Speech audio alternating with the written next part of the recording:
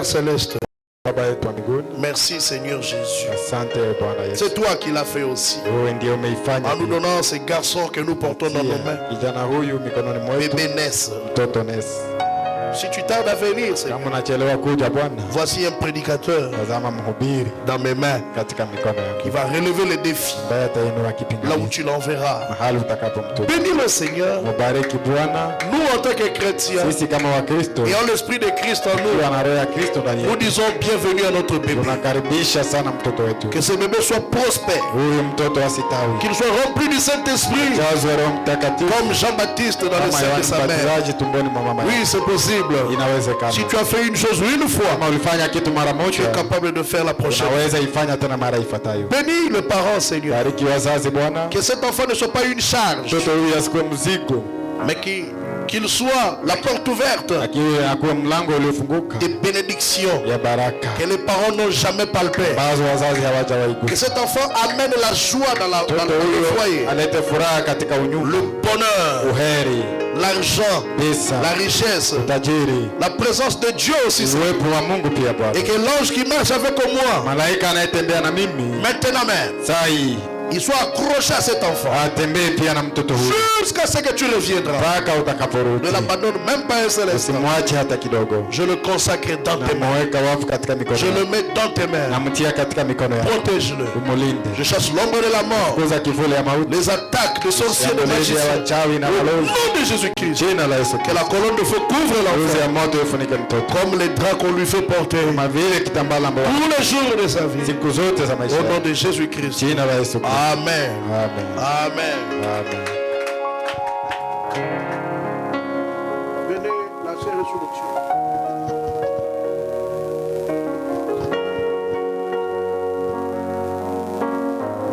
Si ma sœur bébé.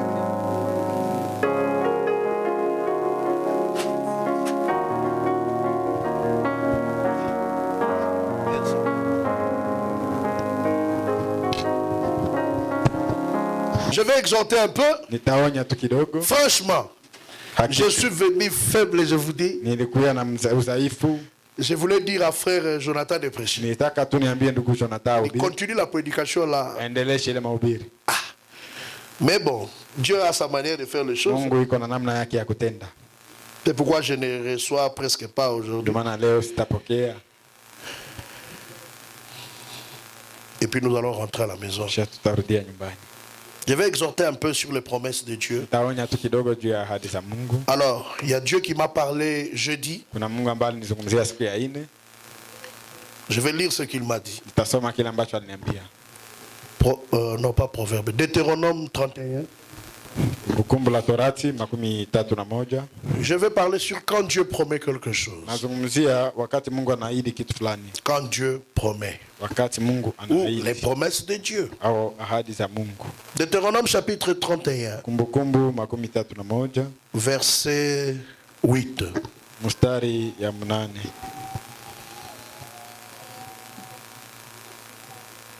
Nous lisons au nom du Seigneur Jésus-Christ, notre Dieu. L'Éternel marchera lui-même devant toi. Il sera lui-même avec toi. Il ne te délaissera point. Il ne t'abandonnera point. Ne crains point et ne t'effraie point. Bwana ni yeye ambaye atakutangulia. Atakuwa pamoja nawe, hata kupungukia wala kukuacha. Usiogope wala usifadhaike. Dans la version Swahili, on n'a pas bien interprété. On a négligé un mot. L'Éternel marchera lui-même devant toi. Il sera lui-même avec toi. Voilà. Donc, il n'enverra pas un ange. Il n'enverra pas un prédicateur. Il marchera lui-même. C'est qui? Dieu. Pas un ange. Dieu marchera lui-même. Il ne te délaissera point. Il ne t'abandonnera point. Ne crains point. Ne t'effraie point. Il souligne, il insiste. Anatia mkazo. Il souligne. Anatia kistari. Donc il te rassure. Anakupatia uhakika. Tu n'as rien à craindre. Hauna cha kuogopa. Prions le Seigneur. Tuombe Bwana. Dieu notre Père céleste. Mungu Baba yetu wa mbinguni. Tu m'as envoyé quelqu'un. Ulinitumia mtu au bureau. Ofisini. Jeudi. Siku ya 4. Pour qu'il me dise que Dieu m'a dit de te dire ça. Akaniambia kwamba Mungu alimwambia aniambie hivi. Je sais que l'Éternel fera pour toi. Njoo kenye Bwana atakufanyisia. Si tu me bénis, kama unanibariki, bénis quelqu'un ici, Seigneur. Bariki mwingine hapa pia Bwana. Ils sont liés à mon ministère. Wamefungana na huduma yangu. Et que les bénédictions qui tombent sur la barbe d'Aaron, baraka zinazoanguka kwa mandevu ya Haruni, kichwa, que ça descende, mandevu zishuke jusqu'à la robe, mpaka kanzu huko chini. Je veux que tu bénisses quelqu'un, Seigneur. Je veux que tu guérisses quelqu'un. Je veux que tu visites quelqu'un. Écarte-moi du chemin. Donne-moi la force pour proclamer les oracles de Dieu. Accorde cela, Père. Au nom de Jésus-Christ. Amen. Veuillez vous asseoir. Je reprends. L'Éternel marchera lui-même. Il sera lui-même avec toi. Je ne sais pas, il va se diviser en combien. Il est le seul Dieu. Lui-même, il marchera devant toi. Lui-même, il marchera avec. Donc, ça c'est avec. Il a dit, je marcherai lui-même devant. Lui-même encore. Donc, au même moment il est devant. Il rassure ton chemin. Il aplani, il enlève le danger. Et au même moment aussi, il est avec toi. Amen. Amen. Alléluia. Amen. Il est avec toi. Et puis il dit, de la manière qu'il est avec toi, il ne t'abandonnera jamais. Aucun jour tu te retrouveras seul. Parce qu'il viendra lui-même. Alléluia. Amen. Il marchera avec toi. Il ne te délaissera point. Il ne t'abandonnera point. Ne crains point. Ne t'effraie point. Celui qui est avec toi, c'est le Dieu tout-puissant. Amen. Amen. Est-ce que Dieu parle à quelqu'un? Celui qui est avec toi, c'est le Seigneur Jésus-Christ. Frère, si tu es avec un général, il a sa tenue avec lui. Même si tu as un problème, on envoie 2 policiers pour t'arrêter. Quand ils arrivent, ils voient qu'il y a le général devant toi et le général avec toi. Les policiers là vont insister. Qu'est-ce qu'ils vont faire? Ils vont partir. Pourquoi? Il y a un officier supérieur qui est avec et qui est devant toi. Et même si ces gens disent qu'ils vont revenir après, sa promesse dit, tel que je suis avec toi, je ne te laisserai pas pour t'envoyer un sous-officier. Je suis avec toi pour toujours. Je ne t'abandonnerai pas. Je ne te délaisserai pas. Pourquoi il dit ne t'effraie point? Parce qu'il y aura des choses qui viendront faire peur. Quand Dieu dit n'aie pas peur, il sait qu'il y a des choses qui viendront. Mais soyez rassurés de sa présence. Amen. Amen. Jéhovah Jireh, il pourra atajibu kwa mahitaji yako. Yeye pia iko pamoja na wewe kila mara. Il est là. Iko pale. Il est avec toi. Pamoja na wewe. Il ne te délaissera point. Hatakuacha kamwe. Il ne t'abandonnera point. point. Wala hata kupungukia. Et il se peut que la maladie arrive. Na inawezekana magonjwa ifike. Il est aussi le docteur. Yeye pia ni mganga. Cette maladie ne te tuera point. Ile magonjwa haitakuua. Parce qu'il ne te délaissera point. Sababu hata kuacha kamwe. Et il ne t'abandonnera point. Wala hata kupungukia. Il y aura des problèmes au travail. Kutakuwa shida mkazi. Oui, il y en aura. Ndio zitakuwa. Il y aura même le poison. Kutakuwa hata sumu. Il y aura des difficultés. Kutakuwa shida mbalimbali. Mais lui a dit, Lakini yeye alisema, ce n'est pas n'importe qui parle. haiko mtu kawaida ndio yuko C'est anasema. le Dieu du ciel. Mungu wa mbinguni. Je ne te délaisserai point. Sitakuacha kamwe. Je ne t'abandonnerai point. Wala sitakupungukia. Ne crains point. Usiogope. Et ne t'effraie point. Wala usifadhaike. Mais quelle promesse! Ni ahadi gani? Quelle promesse! Ahadi gani? Ce n'est pas un homme qui fait la promesse. Haiko mtu ndio kunafanya ahadi hapa. Je ne t'abandonnerai point. Sitakuachilia kamwe. Même si tu postules Hata kama unapostile. et qu'on ne t'appelle pas, Habakuite. ça ne signifie pas Haimaanishi qu'il t'a abandonné. kwamba amekuacha. Même si tu as tenté ici Hata kama umejaribu hapa. et qu'il n'y a pas eu de suite, Hakuna suluhisho. cela ne fait pas dire Haimaanishi que lui t'a abandonné. kwamba amekuacha. Pourquoi? Juu ya nini? Il jura par lui-même. Aliapa kwa yeye mwenyewe. Il dit, Anasema, l'Éternel marchera lui-même Bwana atatembea yeye mwenyewe devant toi. mbele yako. Bon, bandoki boya na bino lokola train. Wachawi mkuye yenu kama vile gari ya moshi. Boya liboso na ngai. Mkuye mbele yangu. Moi, je n'ai pas de problème avec vous. Sina shida na nyie. Devant moi, Mbele yangu il y a quelqu'un. kuna mtu. Amen. Il y a quelqu'un. Kuna mtu. Je ne veux pas Sitaki. m'en faire. Sitaki nijali na ile. Celui qui est devant moi, Au yule ambaye iko mbele yangu. ce n'est pas n'importe qui. Haiko mtu kawaida. C'est le Créateur. Ni muumbaji. L'éternel, frère, j'insiste. Natia mkazo pale. L'éternel marchera lui-même Bwana atakuwa mwenyewe devant toi, ma mbele soeur. yako dada yangu.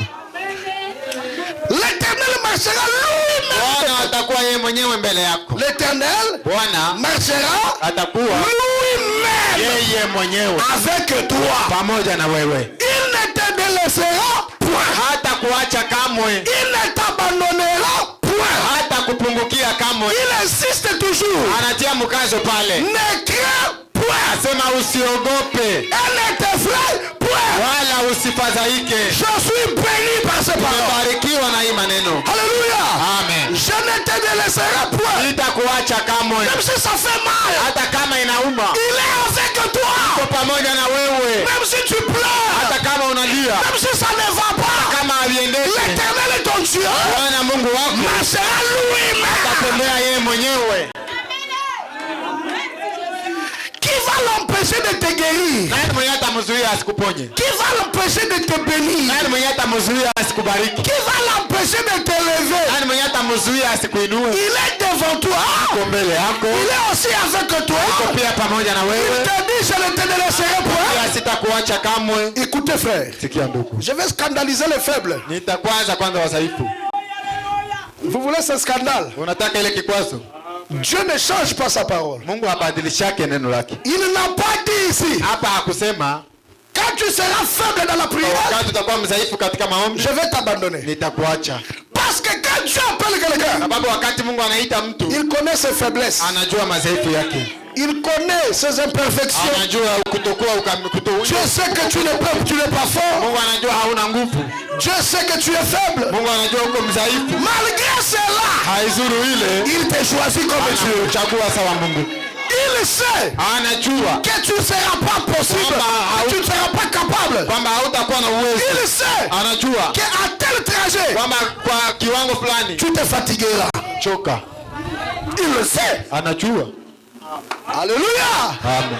Aimez-vous le Seigneur Jésus-Christ? Wewe unapenda Bwana Yesu Kristo. Il sait Anajua qu'il y a un événement qui va kwamba t'arriver kuna tukio yenye itakufikia et qui te fera na yenye basculer un tout petit peu. itakutingizike kidogo. De telle sorte que tu demanderas, Kiwango ambacho utaanza jiuliza, le Seigneur m'a abandonné. je, Bwana ameniacha? Il a déjà dit, Alishasema je ne t'abandonnerai point. sitakuacha kamwe. Je ne te délaisserai point. Sitakuachilia kamwe. Frère Branham me dit, Ndugu Branham anasema dans la prédication, katika mahubiri, l'eau toujours présente du rocher. maji kila mara karibu na Il mwamba. dit, l'Éternel parla à Josué. Il dit Josué, fortifie-toi et prends courage. Il dit Josué, je ne t'abandonnerai point, je ne te délaisserai point. C'est madame de Dieu dit encore à Josué, il ne sait pas que toi tu m'abandonnes, mais moi je ne t'abandonnerai point.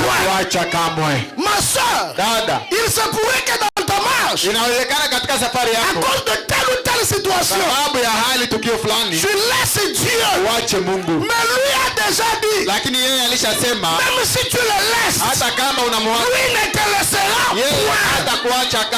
Oh, quel amour! Quel amour, frère! Je ne te délaisserai point. Et quand il console mete yoti kanga, lakini mimi je ne te délaisserai point. Dieu n'a pas dit quand tu feras ceci, quand tu ne feras pas ceci, je vais t'abandonner. Il n'a pas donné de conditions. Il marchera seulement lui-même. Devant toi, avec toi, lui-même toujours. Il ne te délaissera point, il ne t'abandonnera point. Ne t'effraie point, n'aie pas peur. Parole de l'Éternel. Dieu ne te délaissera point. Est-ce que vous croyez à cela? C'est pourquoi quand vous venez me dire, pasteur, Dieu m'a abandonné, je vous dis directement, vous mentez. Vous mentez, vous mentez. Parce que Dieu ne peut jamais t'abandonner. Qui comprend ça? Dites amen à cela. Amen. Laissez-moi lire quelque chose. Dans la prédication expectative, prêché le 7 mai 51, paragraphe 27. Branham me dit, bon, Simeon croyait que parce que le Saint-Esprit le lui avait promis, il attendait cela. Écoutez, si vous êtes dans l'expectative de cela, c'est que vous avez une base pour cela. Vous croyez que Dieu a promis cela, alors vous avez le droit d'attendre cela. Ça dépend comment tu considères la promesse. Est-ce vrai? Quand Dieu le promet, eh bien moi je ne peux pas tenir ma promesse, car je suis un homme. Et votre ami ne peut pas tenir sa promesse à lui ou sa promesse à elle. Mais Dieu ne manquera pas de tenir sa promesse. Il ne le peut pas. Pourquoi? Car il est Dieu. Amen. Amen. Oh, merci Seigneur. Pouvez-vous vous représenter combien pur est sa mélange sur ses promesses? Votre expression, combien de promesses de Dieu? Est-ce que vous pouvez vous représenter combien de promesses de Dieu sont pures et sans mélange? Combien elles sont infinies? Eh bien, si je descendais à une source où mon grand-père s'était abreuvé, une source claire, et que cette eau ait été examinée et trouvée pure à 100%,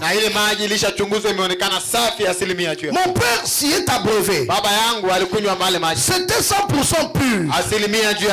Et tout au long de la vie, je m'y suis abreuvé, c'était 100% pur.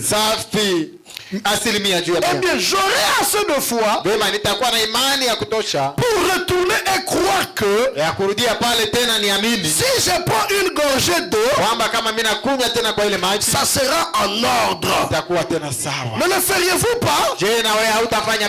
Au cours des générations, au cours de plusieurs générations, il a été établi que c'est 100% pur. safi asilimia juu ya mia. Pourquoi? Juu ya nini? En effet, Kwa hiyo le ruisseau qui fait jaillir cela, mito inayotoa ile maji là d'où ça vient, pale kwenye inatokea, son fond ici en bas, ndani yake mule ndani, son lit, kitanda mahali ambapo ile maji fait jaillir de l'eau pure. inatosha maji safi. Oh, si cela est, Na kama ile inakuwa après test, kisha vipimo à 100% pure, inakuwa safi asilimia juu ya mia, à combien plus forte raison la promesse de Dieu sera? mara ngapi sasa ahadi ya Mungu itakuwa safi? Tout test fait. Yote vipimo vyote vimefanyika. Amen. Amen. Trouver 100% pure. Na imekutanika safi asilimia juu ya mia. En effet, Kwa hiyo la base de cela, msingi ya ile la parole de Dieu, neno la Mungu vient de Dieu. linatoka kwa Mungu. Amen. Amen. La parole de Dieu Neno la Mungu vient de Dieu. linatoka kwa Mungu. Est-ce que vous êtes avec moi? Je, tuko pamoja? Lequel est infini? Ambalo halina mwisho.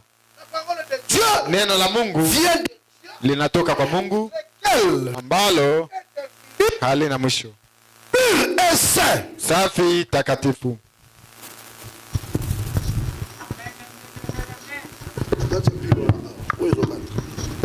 Mettez la pile ici.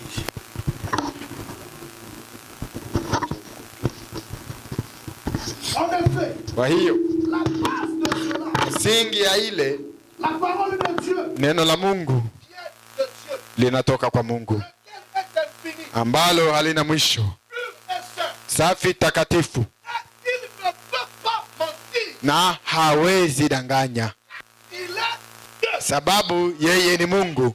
Ciel. Muko pale, Et quand Dieu promet quelque chose na wakati Mungu anaahidi kitu fulani et dit, na kusema c'est en ordre. ni sawa, Il dit Amen. anasema amina. Frère, Ndugu, quand Dieu promet quelque chose, wakati Mungu anaahidi kitu fulani, rien ne peut arrêter Dieu. hakuna kitu yenye inaweza zuia Et Mungu. au fil des générations, Na muda wote wa nyakati, aucune fois il nous est rapporté hata mara moja hatukuambiwa que la parole de Dieu kwamba neno la Mungu ou la promesse de Dieu au ahadi ya Mungu est failli avec un personnage. ilishindwa kwa mtu fulani. Non. Hapa Donc tous ces personnages sema watu wote wale qui ont pris les promesses de Dieu, ambao walikamata ahadi za Mungu qui les ont crues, wakaziamini, ont vu les résultats positifs. waliona matunda yake. C'était des tests qui ont été faits au fil des âges. Ilikuwa vipimo ambavyo vilifanyika muda wa nyakati. Quand Dieu a dit à Abraham qu'il serait avec lui, Wakati Mungu anaambia Abrahamu atakuwa pamoja naye, il a été avec lui jusqu'à la fin de sa alikuwa vie. pamoja naye mpaka mwisho wa maisha yake. Quand Dieu dit à notre prophète William Branham Wakati Mungu anaambia nabii wetu William que Branham je serai avec toi, itakuwa pamoja na il wewe, a été avec lui jusqu'à la fin. alikuwa pamoja naye mpaka mwisho. Quand Dieu te dit, Wakati Mungu anakwambia je ne t'abandonnerai pas, sitakuacha kamwe, il ne te laisse pas la minute suivante. hakuache kwa dakika yenyewe na Il ne kuyafuata, te laisse pas quand tu es faible. hakuache wakati unakuwa mdhaifu. D'ailleurs, Kwanza quand tu es faible, wakati uko mdhaifu, c'est le moment où Dieu est le plus proche de ile toi. wakati ndio Mungu anakukaribia tena zaidi, Parce qu'il est écrit, sababu imeandikwa l'Éternel kwamba Bwana marchera atatembea lui-même devant yeye toi. mwenyewe mbele yako, Il n'enverra pas Gabriel. hatatuma Gabriel, Il n'enverra pas Michael. hatatuma Mikaeli, Il n'enverra pas le pasteur Junior. hatatuma mchungaji Junior, Il marchera lui-même yeye mwenyewe devant toi. mbele yako, Et lui-même yeye mwenyewe marchera avec toi. pamoja na wewe, Et il ne te délaissera point. hata kuacha Il kamwe, ne t'abandonnera point. hata kupungukia. Ne crains point. Usiogope, Et ne t'effraie point. usifadhaike. Donnez-moi un amen que je continue. Nipatie amina niendelee. Vous croyez à la parole de Dieu? Unaamini neno la Mungu? Si Dieu dit qu'il va t'élever, Kama Mungu anasema atakuinua, si Dieu dit qu'il va te guérir, kama Mungu anasema atakuponya, si Dieu dit qu'il va te bénir, kama Mungu anasema atakubariki, si Dieu dit qu'il va te kama transformer, Mungu anasema atakubadilisha, si Dieu dit qu'il va te changer, kama Mungu anasema atakugeuza, qui va l'arrêter? nani mwenye atamzuia? Qui va arrêter Dieu? Nani mwenye atazuia Mungu? Abimeli wapi? Anatokea wapi? Yaso tambola liboso na yo. Nani mwenye anatembea mbele yako? Qui peut dire à Jésus stop? Nani mwenye anaambia Yesu simama? Mettez un roulage en route là-bas. Tia roulage pale mbarabara. Et que le cortège du président arrive. Gari ya rais ifike. Toi, peut-être le président n'est pas là. Pengine rais haiko ndani. Mais c'est la voiture de la présidence. Lakini ni gari ya rais. Même si le roulage avait stoppé. Mais lorsqu'il se rend compte que ça c'est la voiture du président, même si c'était rouge, il fait passer. Pourquoi? Mais c'est lui qui est là. Il représente la tête du pays. Qui peut arrêter le chef de l'État? Même s'il roule dans une voiture ordinaire, sans plaque, vitre fumée. Tu es roulage expérimenté. Ou le colonel de la PCR. Frère Liévin, il est où? Et vous êtes frère Liévin? Major Liévin. Parce que vous êtes major. Et le chef de l'État vient. Amen. Dans une voiture inconnue. Avec une voiture présidentielle. Et vous l'arrêtez parce que vous êtes dans l'exercice de vos fonctions. C'est un ordre que vous arrêtez un véhicule pour demander le pièce. Et vous lui dites stop. Et le président s'arrête. Et vous venez à gauche ou à droite là où est son volant. Akitisi kakabo. Naangalia tu hivi. Fachi beto. Senga li sous pièce. Omba tena pièce.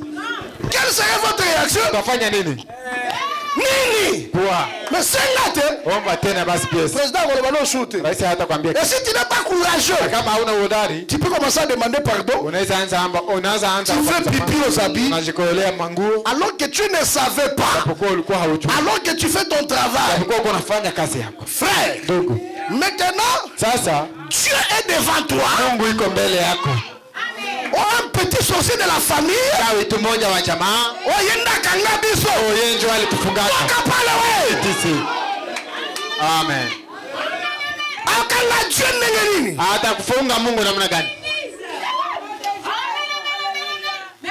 Ngai moko awa. Mie peke hapa.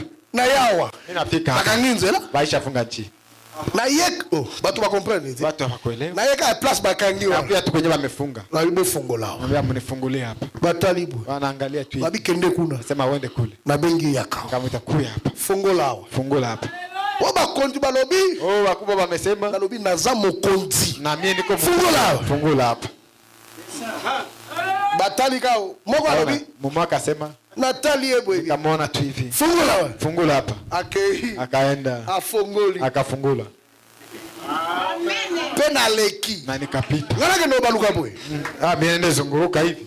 Bino baluka bino wa mususu. Nye wengine ndio mtazunguka. Ba mususu na kisere mko pesa ya tambongo. Nilisikia dada mwa alipana hata pesa. Ngana pesa eloko te. Mie sikupana kitu. Nazali mokonzi. Mie niko mkubwa.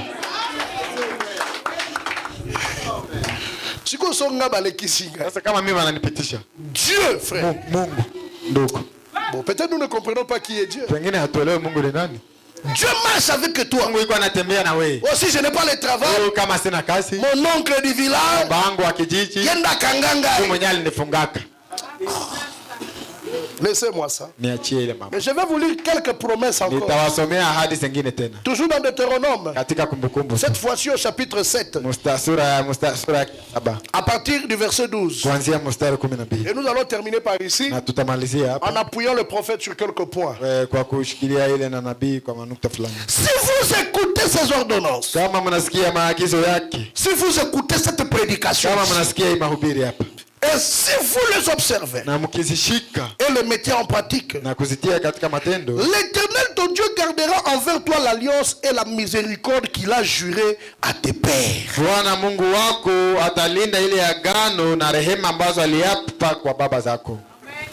Il gardera cette alliance. Il ne va pas briser cela. Cette alliance restera. Mais il ne t'a pas parlé à toi. Mais il a parlé à tes pères. Frère, crois que quand Jésus te sauve, comme la Bible le dit, crois au Seigneur Jésus-Christ et tu seras sauvé, toi et toute ta famille. Tes bénédictions sont les bénédictions de tes enfants. C'est pour cela un vrai papa, il prie toujours pour ses enfants. Mais moi, Dieu m'a parlé au bureau. Mais je viens vous parler de ce chant. Bénédiction nanga Esaïa. Je ne peux pas être béni, vous êtes malheureux. C'est Dieu qui m'a parlé, frère. Il m'a dit ce que je vous dis. Dans Deutéronome 31, verset 8. Et je vous dis encore. Il t'aimera. Et ça, quand on lit la parole, il pense que c'est pour quelqu'un d'autre. Il est là, mais il n'est pas ici. Je ne lis pas un journal. Je suis en train de lire la Bible. La parole éternelle de Dieu. Ou les promesses infaillibles du Dieu tout-puissant. Ma soeur, vous êtes avec moi? L'éternel, il t'aimera. Il te bénira. Il te multipliera. Il bénira le fruit de tes entrailles. Pourquoi? Parce qu'il doit bénir le fruit de tes entrailles. Il faut que tu aies des enfants. Parce que Dieu ne peut pas promettre une chose sans l'accomplir. Il bénira le fruit de tes entrailles. Tu dois aspirer que tes enfants soient bénis plus que toi. L'Éternel bénira le fruit de tes entrailles. Là-bas au fond, dit amen.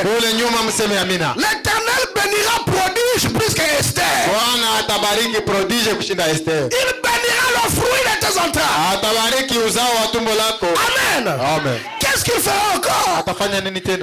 Il bénira le fruit de tes entrailles. Et le fruit de ton sol. Ton blé. Ton mou. Ton huile. Les portées de ton gros et de ton menu bétail. Dans le pays qu'il a juré à tes pères de te donner. La bénédiction n'est pas un enseignement de païens. Amen. L'Éternel, il t'aimera. Il bénira le fruit de tes entrailles. Il bénira le fruit de ton sol. De ton menu, de ton gros bétail. Dans le pays qu'il a juré à tes pères de te donner. Tu sais, écoutez. Alléluia. Tu seras béni. Plus que tous les peuples. Alléluia. Amen. Quelques promesses pour toi. Tu seras béni. Plus que tous les peuples. Place yo salaka. Activité yo salaka. Il faut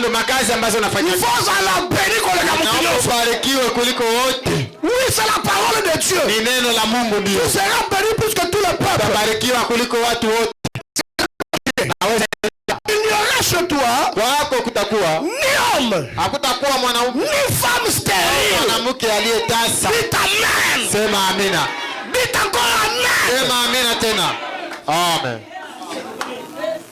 Il n'y aura chez toi ni homme, ni femme stérile, ni même bête stérile parmi tes troupeaux. Hata uko na mbuzi il faut azali. Même si vous avez une chèvre, elle doit mettre bas. Uko na kuku il faut azali. Des vaches, doit mettre bas. Oh, j'ai une maladie chronique. Maladie l'Éternel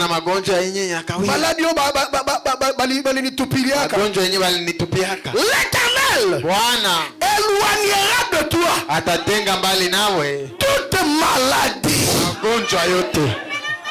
Il ne t'enverra aucune de ces mauvaises maladies d'Égypte qui te sont connues. Mais il en frappera tous ceux qui te haïssent. Lakini atapiga wote wanaokuchukia.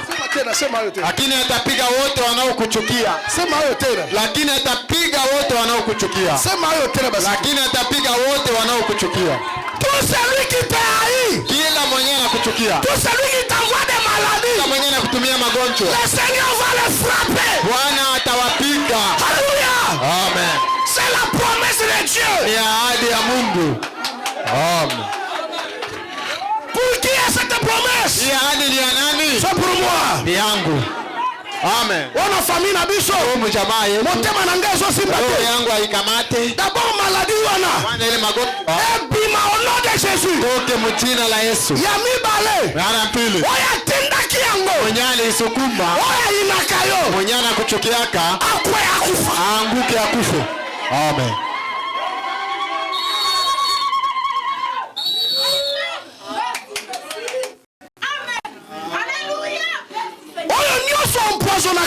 Kila mwenyana kupatiaka sumu. Lelo sumu. Leo sumu. Lobi sumu. Kesho sumu. Il te haït, n'est-ce pas? Anakuchukia, si ndio? Qu'est-ce que Dieu fera aujourd'hui? Mungu atafanya nini leo? Il le frappera. Mungu atamupiga.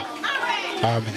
Je reprends. Narudilia. L'Éternel éloignera de toi. Bwana atatenga mbali nawe toute maladie. Magonjwa yote. Il ne t'enverra aucune de ces mauvaises maladies d'Égypte qui te sont connues. Tu peux les énumérer si tu veux. Cancer, diabète, hémorroïdes, toutes ces maladies-là, faiblesse sexuelle, tout ce que tu connais là, oh nini, hernie, oh rein, l'Éternel ne t'enverra aucune de ces maladies qui te sont connues. Mais il en frappera tous ceux qui te haïssent. Dites Amen. Mes soeurs, ne soyez pas distraites. Dites Amen. Que quelqu'un dise Amen. Frère, dites Amen. Si cette promesse est pour toi, dis Amen. Si ça te regarde, dis Amen. Dis je le crois. Quelques promesses pour toi. Verset 16. Tu dévoreras tout le peuple que l'Éternel ton Dieu va te livrer. Pasteur Junior. Pona nini olobaka bandoki bakwea bakufa? Alobaka bongo parce que c'est la parole de Dieu. Nalobaka bongo aussi. Bonkola alobaki na ngai. Mungu aliniambia na yokela bango mawate. Nisiwasikilie huruma. Ekomami. Inaandikwa. Oh nyuso atungisaka yo frère. Kila mwenye anakusumbuaka ndugu. Ata yo moko. Ata wewe peke. Mtu azobundisa yo. Mtu kuna kupiganisha. Lelo atindeli yo boy. Leo anakutupia. Bana babeli. Kesho watoto shoma. Kesho kukosa kazi. Na bonde la nzamba pambola ye. Niombe Mungu amubariki kabisa.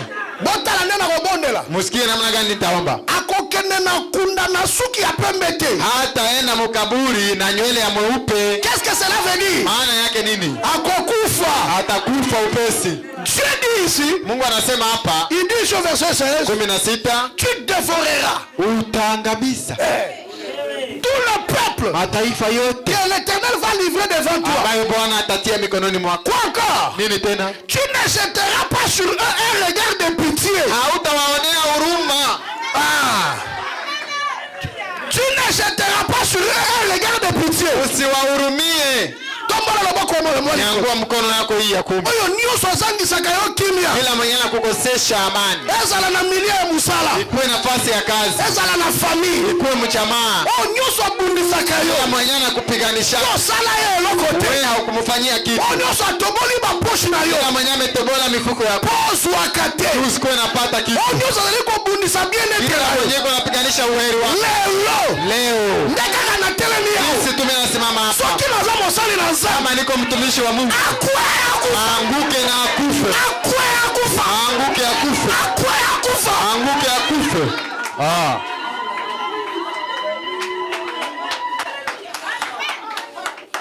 Tu ne jetteras pas sur un regard de pitié. Hautamsikilia huruma. Oh accident. Oh moi sinangaza ma problème. Oh miom. Oh nyoso. Kila yule azo siéger dans le monde de ténèbres ambaye yuko anaingia katika ulimwengu wa giza contre moi sina ngai juu ya mke wangu kwa to sakangai te sababu juu asikuwe ananitii. Oh nyoso kila yule azo tanga kombo bana na ngai yuko anasema jina za watoto yangu na monde de ténèbres ulimwengu wa giza. Oh nyoso kila yule azangi saka moi sina ngai pogana la butete sha mke wangu usingizi wakati.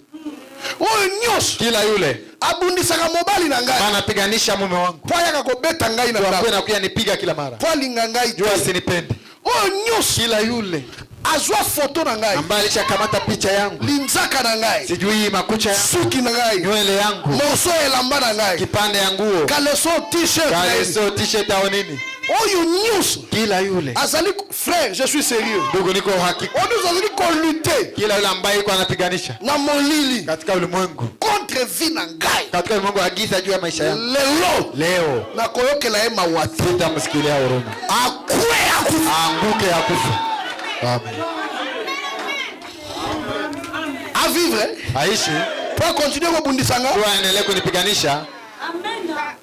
Soki boki batu bakufi. Kama mnasikia watu wanakufa, tine tozokota tile 15 Novembre. Jinsi tuko tunaendea mpaka tarehe 15 mwezi wa 11. Ngande na bomi bango. Mjue mimi ndio nimebaua. Yeba ke ye wana. Jua njoo bale. Ye wana. Njoo. Tokolela kaka poto leli. Talia tu juu ya kulia. Mais na motema to sepeli. Lakini moro tunafurahi. Nzamba exaucer prière na Mungu ameshibia maombi yetu. Mikonus ko bundisa batu. Kila mara kupiganisha watu. Ba flesh ba attack. Mishale vita mbalimbali. Bana batu babonga te. Watoto wa watu wasiendelee. Batu balala bien te. Watu wasilale mzuri. Balia bien te. Wasikule mzuri. Oyebi ndeko na ngai. Unajua ndugu yangu, esala batu musu katangu yose kaka. kuna watu wengine wakati huko na cheka, bango bayoka ka bien te. wale hawasikia yake mzuri. Ils veulent te voir souffrir. Wanapenda tu wakuone ukiteseka. Ils veulent te voir crever. Wanapenda tu wakuone ukiangamia. La mort balingi kilio iko kwako. Wanapenda tu kilio iko kwako. Chaque jour bazo lutter. Kila siku biko napigana. Ce que je vous dis c'est la vérité. Mimi nawaambia ni kweli. C'est Dieu qui nous protège. Mungu anatulinda. Bazo lutter jour et nuit. Wanapigana usiku na kabola mabala misusu. Agatenganisha jamaa zingine. Kindokize no komoko malamu te. Uchawi haiko kitu ya mzuri. Utiso ki wapi? Unatoka sijui wapi. Kako kabola batu. Kujuu tu utenganisha. Kwa balingana ki oyebite. Kwenye walipendani yaka haujui. No yo ye na mission. Wewe unakuja tu mkazi. Bana na eba bala te. Watoto yake wasiolewa. Bangono subazo ka baze. Wote tu bapate mamimba. Babonga te. Wasiendelee. Azwa te. Basipate kitu. Tangu yo lali nzala. Wakati unalala njala. Bango kuna basepeli. Kule wanafurahi. Et puis ils disent comme David dit. Na kisha wanasema sawa Daudi. Vois ça c'est que nous kazama kinyi tulikuwa tunapenda. Batie maboko na sima babia. Wanatia mikono yao nyuma wanasema. C'est ce que nous on voulait. Tulikuwa tunapenda. Quand toi tu dis wakati anasema on n'a rien à manger, comment on va faire? Tutafanya nini? Et là-bas ils sont contents. Kule wanafurahi. Mais quand tu manges, lakini wakati unakula, quand tu ris, wakati unacheka, là-bas ils pleurent. Kule wanalia. Donc c'est un combat spirituel. Vita ya kiroho. Mais aujourd'hui, lakini leo point de pitié pour eux. Hakuna huruma kwao. C'est la Bible qui le dit. Ni Biblia ndio inasema tu. Écoutez. Sikia. Et tu ne serviras pas leur Dieu. Na hautatumikia miungu yao. Car ça sera un piège pour toi. Itakuwa ni mtego kwako. Keba lolengo zali ko utiliser téléphone. Angalisha na namna uko unatumia simu. Keba na oloko zali ko pesa priorité ni. Angalisha na kitu gani uko unapatia mwanzo na basi. Tout ce que vous aimez avant Dieu. Kile kitu kenye unapenda mbele ya Mungu est une idole. Sanamu. Ça serait un piège pour toi. Itakuwa mtego kwako. Mtu afunguli kama misho alamuki telefone. Mtu anafungula tu macho analamuka telefone. Ti azola alala kane boye. Anagalaka busingizi na iko ku telefone. Na alamuki sur telefone. Analamuka tena telefone. C'est une idole pour toi. Sanamu kwako. Tu pries combien de temps? Unaomba saa ngapi? Tu lis pendant combien de temps? Unasoma saa ngapi? Accro téléphone. Unafungamana tuna simu. Naona baki mabala mingi kokufa. Maana nilisema ndoa mingi zitakufa. Ba jeune mingi bakobala ba. Vijana wengi wataoa kesho. Tout le monde. Kila mtu. Na ebite. Sijui. Téléphone. Téléphone. Musu aligaza na kana telefone so ya ndenge nini. Ngine anapenda tu njoo akwe na telefone sijui ya namna gani. Ozana Saint Esprit. Uko na Roho Mtakatifu. Yesu ozui yango. Ulishaipata? Kosa na telefone za mabete. Uko na telefone haiko mbaya. Ato ozui dernière série. Hata na kamata sijui ile ya kwanza ile. Et après. Kisha. Après. Kisha. Après ça. Kisha. Ukufa sote. Hautakufaka tena. Ukufa kaka. Utakufa tu. Hata nazo na tekno. Hata niko na tekno. Ukomelinga WhatsApp. Unaniandikia WhatsApp. Na utanga te. Sitasoma ujumbe. Utanga kaka. Si nitasoma. Ce que tu aimes plus que Dieu, kinyo unapenda sana kushinda Mungu, c'est une idole. Sanamu. Ne tombez pas dans ces pièges là. Usianguke katika ile mtego. Vous aimez l'argent plus que Dieu. Unapenda pesa kushinda Mungu. Verset 17. 17. Peut-être diras-tu dans ton cœur. Pengine utasema katika moyo wako. Les nations là que Dieu va livrer devant toi. Ile mataifa ambayo Mungu ataweka mbele yako. Peut-être tu diras. Pengine utasema. Ces nations sont plus nombreuses que moi. Mataifa haya ni mingi kuliko mimi. Comment pourrais-je les chasser? Nitawafukuza namna gani? L'Éternel dit encore. Bwana anasema tena. Ne les crains point. Usiwaogope. Frère, base à la légion. Wakue kundi. Je remercie ma mère pour Nashukuru mama yangu kwa pour la foi qu'elle a. Ya imani ambayo iko nayo. Ma mère quand elle prie, elle dit que vous soyez les anasema mkue kundi. Que vous soyez toute l'armée des ténèbres. Je vous intime na waamuru l'ordre na waamuru en tant que fille de Dieu. Kama vile binti wa Mungu. Ah, mama anaibi obonde. Ah, mama anajua. Kobanga bango te. Usiwaogope. Ata baye ndenge nini. Ata wanakuya namna gani. Baye belé. Wanakuya wengi. Peut-être okoloba na motema na yo. Wengine utasema mroho yako. Baleki belé. Ameshavuka. Ne crains point. Usiwaogope. Rappelle à ton souvenir. Ukumbuke. C'est que l'Éternel ton Dieu ile ambacho Bwana Mungu wako a fait à Pharaon et à toute l'Égypte. Fanyia Farao na Misri yote. Rappelle-toi de cela. Kumbuka ile. Rappelle-toi de là où Dieu t'a tiré. Kumbuka kwenye Mungu amekutosha. Frère, ndugu. Yoso bezaki grâce ya Nzambe. Wewe kama ingekuwa neema ya Mungu. Sio kufa kala yote. Kama ulishakufa wewe. Est-ce que yo vraiment za mtu vivre? Wewe kweli ulikuwa mtu wa kuishi? Yo. Wewe. Yo yaka na Goma ona sachet moko. Yaka hapa Goma na Osofia wewe. Osofia, uzaki hata na valise. Ukukua hata na valise. Olingana na baba makambo te. Au pendake niseme hii mambo juu. Oyaka Goma na Osofia. Yaka Goma na Osofia. Na bataba pembeni na yobo. Na mambuzi pembeni yako. Uti Masisi. Unatoka Masisi. Ozoa na bataba nzela. Unakuya na mambuzi munjia moyo. Mevi data. Wengine bila kitu hata. Na Osofia salakate. Hakuna na Osofia. Mungu Nzambe apesu yo valeur. Leo Mungu anakupatia thamani. Ozobanga ndoki. Na unaogopa mchawi. Obotama na familia bandoki. Umezaliwa mjamaa ya wachawi. Balia batumusu yo balia yote. Kulanga wengine wewe bakakuacha. Lelo nde bakoka yo. Leo ndio watakuweza. Yo familia yo wana. Wewe jamaa. Soki salaki Nzambe te. Kama haingekuwa même si tu n'avais pas encore cru au message. Kama ulikuwa uamini Dieu te protégeait toujours. Mungu ndiye alikuwa anakulinda. Bukomsuba zwaki yo pe batio vraiment na nzungu. Siku nyingine bakakukamata wanakutia na mtu. Bakeko tokisa mai ya moto. Akaenda tokotesha mai ya moto. Baba yako sobo balo ngolo masala. Kwa mwanga watoshe sijui mambo. Nzambe ya longoli yo wana. Akakuya na kutosha. Ondimaka hata message na mtu. Ulikuwa uamini hata ujumbe. Olamuki na hospital bo. Ukalamuka hospital na sema. Na koma cha wanenge ni. Nilifika hapa namna gani? Mungu Nzambe abatela kio zaki katoliki. Mungu alikuchungaka ungali katoliki. Ondimaki message. Au amini ujumbe. Lelo sana message. Leo uko katika ujumbe. Nzambe a échoué. Jo Mungu atashinda. Hapana.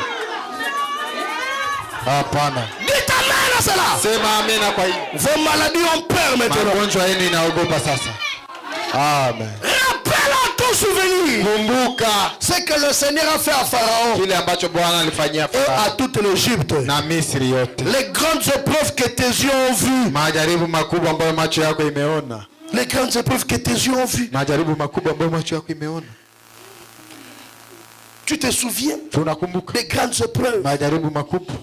Yo atando aussi sa classe batu bakamwaka. Wewe hata jinsi ulimaliza masomo si watu wanashangaa. Papa zaki atane logo te. Baba hakukuwa na kitu. Mama zaki na rien. Mama hakukuwa na kitu. Utangi na ba bonne condition. Ulisoma katika hali nzuri. Aujourd'hui diplôme université. Ukapata ile cheti ya chuo. Na famille na bino combien besoin ba diplôme? Jamaa yenu wangapi viko na madiploma? Université. Ya university. Yo omona kanzambe tena ba point fulani. Wewe unake Mungu kumambo fulani fulani. Musala yozo sala. Kazi yenyewe uko nafanya. Na lobaki hata 100 francs koti na poche na ndani. Nisemaka hapa hata 100 francs ingia mfuko. Zala ka Jésus na koti saka. Yesu ndo ameitia. Ce n'est pas les efforts que tu fournis en sortant. Nguvu zenyewe unafanya sasa unatoka. Ou les français que tu parles. Au kifaransa yenyewe unasemaka. Qui te donne l'emploi frère. Ndio inakupatia kazi. Il y a des gens qui sont plus expérimentés que toi. Watu wiko na akili kukushinda. Qui ont de qualité plus que toi. Wiko na vifaa vya kukushinda. Mais ils sont dans le chômage. Wako katika hali ya ukosefu. Et le travail que tu fais là avec négligence. Na ile kazi yenyewe unafanya na si on le leur donnait. Kama wanaiwapatia. Ils allaient te corriger. Watakusahihisha. Mais Dieu ne leur a pas fait la grâce. Rappelle-toi de là où Dieu t'a tiré. Rappelle-toi des grandes épreuves. Tu es sorti des grandes épreuves. Les miracles le prodige. La main forte et le bras étendu. Quand l'Éternel ton Dieu t'a fait sortir, ainsi fera l'Éternel ton Dieu à tout le peuple que tu redoutes. Hey. Tous ces gens-là que Oyozo banga bango. Zamba ko minimiser bango ko détruire bango. Les gens là que toi tu as peur là. Dieu va les rendre néants. Amen. On peut continuer. Écoutez, l'Éternel ton Dieu enverra même les frelons contre eux jusqu'à la destruction de ceux qui échapperont et qui se cacheront devant toi. Cela veut dire bako échapper. Kusema hawatakwepa. Même baba okindobomba na. Hata wenyewe wataenda jificha. Même baba okinobosanga pardon. Hata wenyewe watakimbia kuomba msamaha. Akotika ta moko na bango te. Hata mmoja wao. Même ceux qui se cacheront. Hata wale ambao watajificha. Jomana frère. C'est pourquoi frère. Sœur. Dada. Usisifanye adui ya mtoto ya Mungu. Ne te fais pas ennemi d'un enfant de Dieu. Ne te fais pas ennemi d'un enfant de Dieu. Usifanye adui wa mtoto wa Mungu. Parce que son père a dit, baba yake amesema, il sera l'ennemi de ses ennemis. Atakuwa adui ya maadui zako. Si tu veux être béni, kama unataka ubarikiwe, sois l'ami d'un enfant de Dieu. Kuwe rafiki ya mtoto wa Mungu. Je vous dis la vérité. Nawaambia kweli. Ne commettez pas l'erreur. Usifanye kosa. Vous me suivez là-bas? Mnanifuata kule. De combattre un enfant de Dieu. Ya kupiganisha mtoto wa Mungu. Hata lelo te. Hata leo hapa. Hata lobi te. Hata kesho hapa. Un jour nzamba kokitisa yo. Mmoja Mungu atakushusha. N'humiliez jamais un serviteur. Usidharaulishe kama mtoto wa Mungu, mtumishi wa Mungu. Attention. Angalisho.